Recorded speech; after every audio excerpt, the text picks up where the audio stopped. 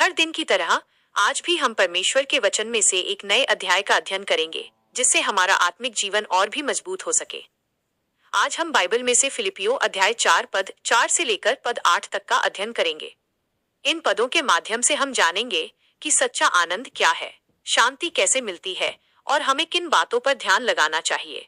पद 4, प्रभु में सदा आनंदित रहो। तो आइए सबसे पहले हम पद 4 का अध्ययन करते हैं। फिलिपियो अध्याय 4 पद 4 में लिखा है, प्रभु में सदा आनंदित रहो। मैं फिर कहता हूँ, आनंदित रहो। ये पद बहुत ही शक्तिशाली और गहरा आत्मिक संदेश देता है। यहाँ प्रेरित पौलुस हमें केवल एक बार नहीं बल्कि 2 बार कहता है, आनंदित रहो। इसका अर्थ है कि यह कोई सामान्य सलाह नहीं है, बल्कि हमारे जीवन के लिए एक आवश्यक आदेश है। सबसे पहले हमें यह समझना जरूरी है कि प्रभु में आनंदित रहो का क्या अर्थ है। यह आनंद सांसारिक परिस्थितियों पर आधारित नहीं है। ये आनंद इस बात पर निर्भर नहीं करता कि हमारे जीवन में सब कुछ अच्छा चल रहा है या नहीं, बल्कि ये आनंद प्रभु यीशु मसीह के साथ हमारे संबंध से आता है। दुनिया का आनंद अस्थायी होता है। जब सब कुछ ठीक होता है तब लोग खुश रहते हैं, लेकिन जैसे ही समस्याएं आती हैं उनका आनंद खत्म हो जाता है। परंतु प्रभु में जो आनंद है वह स्थायी है। ये आनंद कठिन परिस्थितियों में भी बना रहता है, क्योंकि ये हमारे हालात पर नहीं बल्कि परमेश्वर पर आधारित होता है। ध्यान देने वाली बात यह है कि जब पौलुस ये लिख रहा था तब वो जेल में था। उसके पास कोई आराम, स्वतंत्रता या सुख सुविधा नहीं थी। फिर भी वो कह रहा है, आनंदित रहो। इससे हमें ये सीख मिलती है कि सच्चा आनंद बाहरी परिस्थितियों से नहीं बल्कि हमारे अंदर के विश्वास से आता है। जब हम अपने जीवन में समस्याओं, दुखों और संघर्षों का सामना करते हैं तब अक्सर हम निराश हो जाते हैं। लेकिन ये पद हमें याद दिलाता है कि चाहे परिस्थिति कैसी भी हो, हमें प्रभु में आनंदित रहना चाहिए, क्योंकि परमेश्वर कभी नहीं बदलता, उसका प्रेम कभी कम नहीं होता और उसकी प्रतिज्ञाएं सदा स्थिर रहती हैं। मैं फिर कहता हूँ, आनंदित रहो। ये दोहराव ये दिखाता है कि हम जल्दी भूल जाते हैं, इसलिए हमें बार बार इस सत्य को अपने जीवन में याद दिलाने की जरूरत है। जब हम उदास हों, जब हम डरें, जब हम थक जाएं, तब हमें खुद से कहना चाहिए, मैं प्रभु में आनंदित रहूंगा। आनंदित रहने का अर्थ ये नहीं है कि हम अपनी समस्याओं को नजरअंदाज करें या दुख को महसूस ना करें, बल्कि इसका अर्थ है कि हम अपने दुखों के बीच भी परमेश्वर पर भरोसा रखें। हम जानते हैं कि परमेश्वर हमारे साथ है और वो हर परिस्थिति में हमारी सहायता करेगा। जब हम प्रभु में आनंदित रहते हैं तब हमारा दृष्टिकोण बदल जाता है।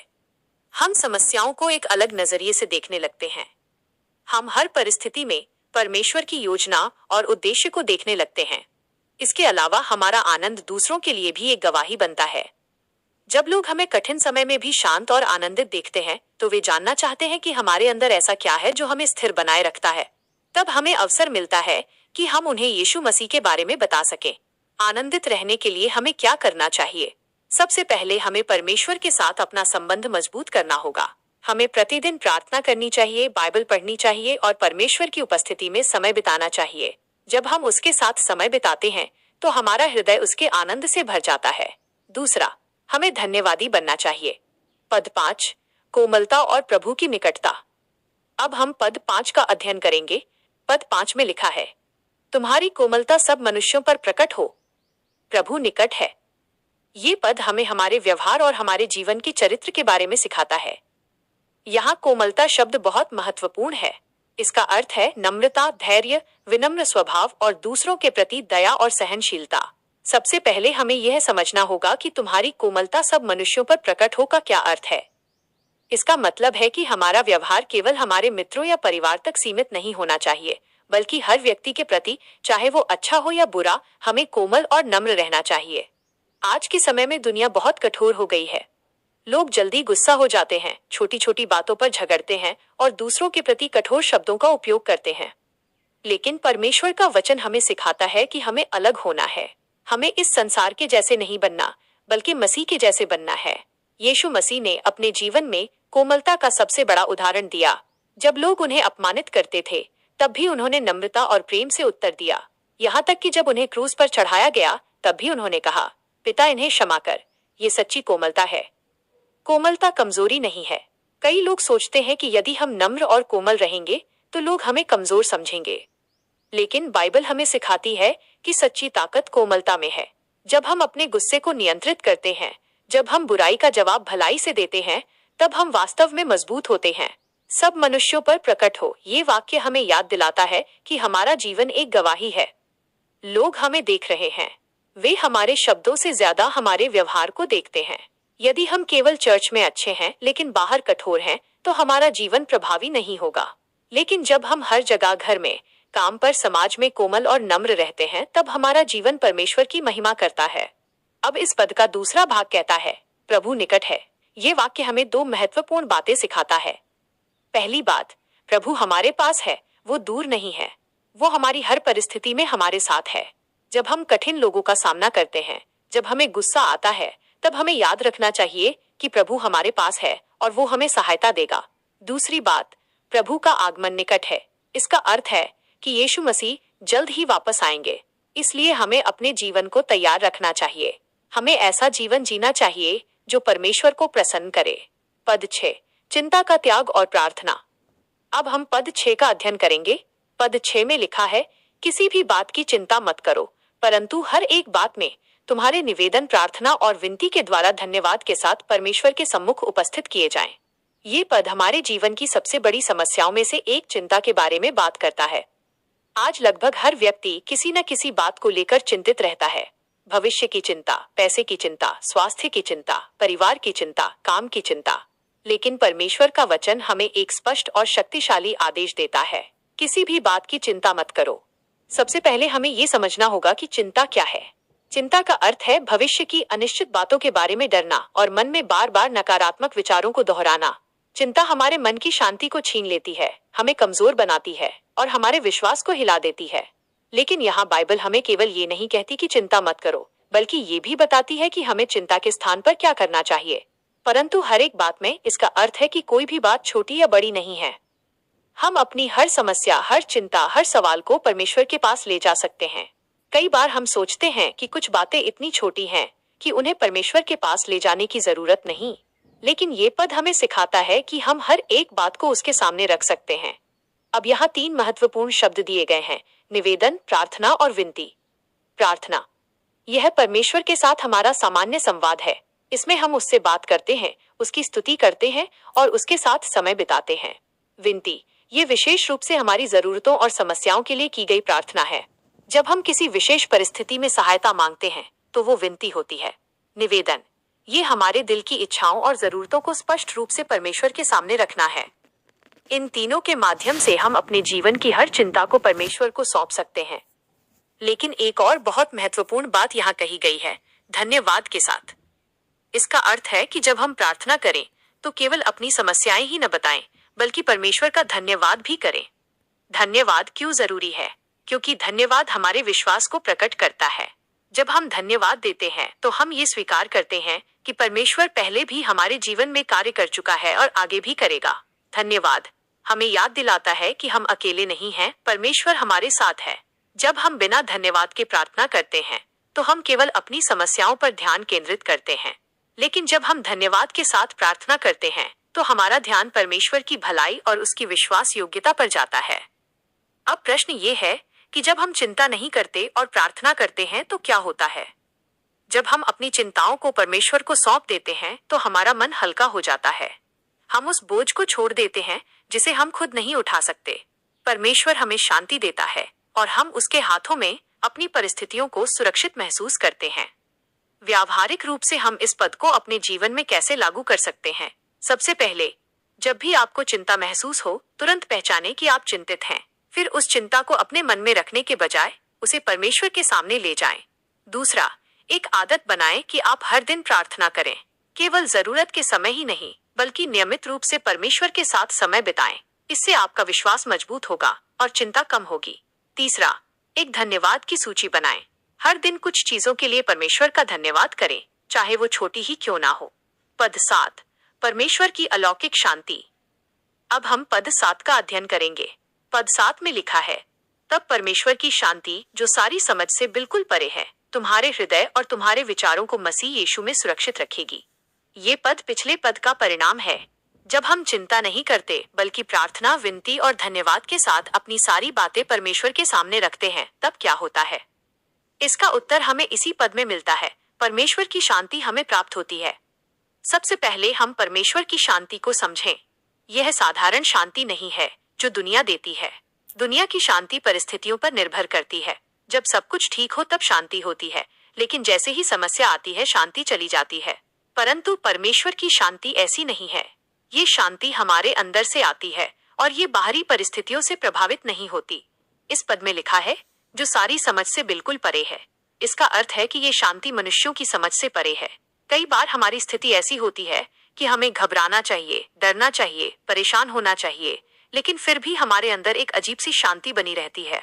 लोग हमें देखकर हैरान होते हैं और सोचते हैं इतनी मुश्किल परिस्थिति में भी ये व्यक्ति शांत कैसे है। यही है परमेश्वर की शांति। ये शांति तर्क से नहीं आती, बल्कि विश्वास से आती है। जब हम परमेश्वर पर भरोसा करते हैं तब वो हमें ऐसी शांति देता है जिसे हम पूरी तरह समझा नहीं सकते, लेकिन अनुभव जरूर कर सकते हैं। अब इस पद का अगला भाग कहता है, तुम्हारे हृदय और तुम्हारे विचारों को सुरक्षित रखेगी। यहाँ दो महत्वपूर्ण चीजें हैं, हृदय और विचार। हृदय, ये हमारी भावनाओं का केंद्र है। यहाँ हमारे डर, हमारी खुशी, हमारा दुख और हमारी इच्छाएं होती हैं। विचार, ये हमारे सोचने की क्षमता है। यहाँ हमारे विचार, कल्पनाएं और चिंताएं होती हैं। शैतान अक्सर हमारे विचारों और भावनाओं पर हमला करता है। वो हमारे मन में डर, संदेह और नकारात्मक विचार डालता है। लेकिन जब हमारे पास परमेश्वर की शांति होती है तो वो हमारे हृदय और विचारों की रक्षा करती है। सुरक्षित रखेगी, इसका अर्थ है कि जैसे एक सैनिक किसी शहर की रक्षा करता है, वैसे ही परमेश्वर की शांति हमारे मन और हृदय की रक्षा करती है। ये हमें टूटने से बचाती है, हमें डर और चिंता से दूर रखती है। अब ध्यान दें, ये सब मसीह यीशु में होता है।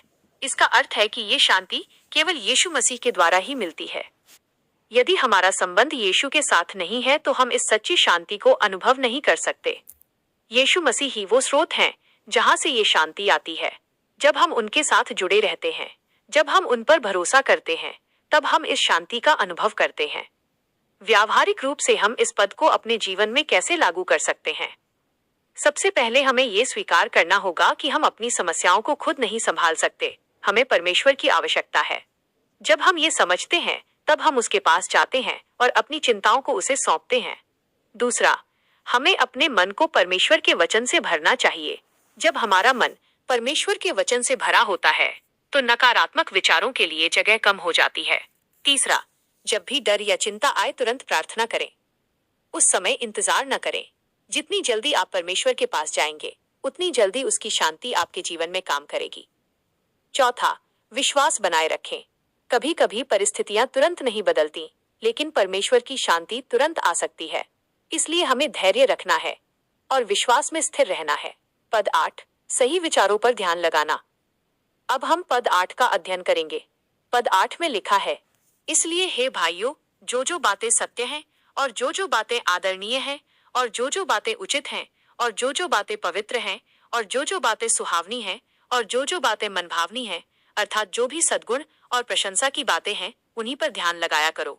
ये पद हमारे विचारों के विषय में है।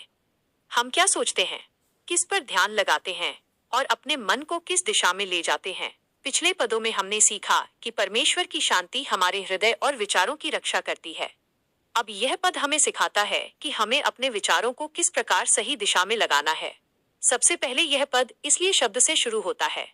इसका अर्थ है कि जो कुछ हमने पहले सीखा, चिंता न करना, प्रार्थना करना, परमेश्वर की शांति पाना, उसके आधार पर अब हमें अपने मन को सही चीजों पर केंद्रित करना है। अब इस पद में कई गुणों की सूची दी गई है जिन पर हमें ध्यान लगाना है। जो बातें सत्य हैं, हमें झूठ, भ्रम और नकारात्मक सोच से दूर रहना है। हमें परमेश्वर के वचन और सच्चाई पर ध्यान लगाना है, क्योंकि सत्य हमें स्वतंत्र करता है और हमारे जीवन को सही दिशा देता है। जो बातें आदरणीय हैं, ऐसी बातें जो सम्मान के योग्य हैं, जो हमारे चरित्र को ऊंचा उठाती हैं, हमें उन्हीं पर ध्यान देना चाहिए। हमें हल्की, अशोभनीय या गिराने वाली बातों से दूर रहना चाहिए। जो बातें उचित हैं, हमें न्याय, सच्चाई और सही मार्ग पर ध्यान लगाना चाहिए। हमें ऐसा सोचना चाहिए जो परमेश्वर की दृष्टि में सही है। जो बातें पवित्र हैं, हमें अपने विचारों को शुद्ध रखना है। अशुद्ध, गलत और पापपूर्ण विचारों से बचना है, क्योंकि जैसे हमारे विचार होते हैं वैसे ही हमारा जीवन बनता है। जो बातें सुहावनी हैं, ऐसी बातें जो सुंदर हैं, जो प्रेम और शांति को बढ़ाती हैं, हमें उन्हीं पर ध्यान देना चाहिए। नफरत, ईर्ष्या और कटुता से भरे विचार हमारे जीवन को नष्ट करते हैं। जो बातें मनभावनी हैं, ऐसी बातें जो अच्छी प्रतिष्ठा लाती हैं, जो दूसरों के लिए प्रेरणा बनती हैं, हमें उन्हीं के बारे में सोचना चाहिए। फिर अंत में ये कहा गया है, जो भी सद्गुण और प्रशंसा की बातें हैं उन्हीं पर ध्यान लगाया करो। इसका मतलब है कि यदि कोई भी चीज अच्छी, सकारात्मक और परमेश्वर को प्रसन्न करने वाली है तो हमें अपने मन को उसी पर केंद्रित करना चाहिए। ये पद हमें एक बहुत ही महत्वपूर्ण सच्चाई सिखाता है। हमारा जीवन हमारे विचारों से बनता है। यदि हमारे विचार नकारात्मक होंगे तो हमारा जीवन भी वैसा ही होगा। लेकिन यदि हमारे विचार सकारात्मक, पवित्र और परमेश्वर के अनुसार होंगे तो हमारा जीवन भी वैसा ही बन जाएगा। आज के समय में हमारा मन बहुत सी चीजों से प्रभावित होता है। सोशल मीडिया, टीवी, समाचार, लोगों की बातें। यदि हम सावधान नहीं रहेंगे तो हमारा मन नकारात्मक और अशुद्ध विचारों से भर सकता है। इसलिए हमें ये चुनना होगा कि हम क्या देख रहे हैं, क्या सुन रहे हैं और क्या सोच रहे हैं। व्यावहारिक रूप से हम इस पद को अपने जीवन में कैसे लागू कर सकते हैं? सबसे पहले हमें अपने विचारों की जांच करनी होगी।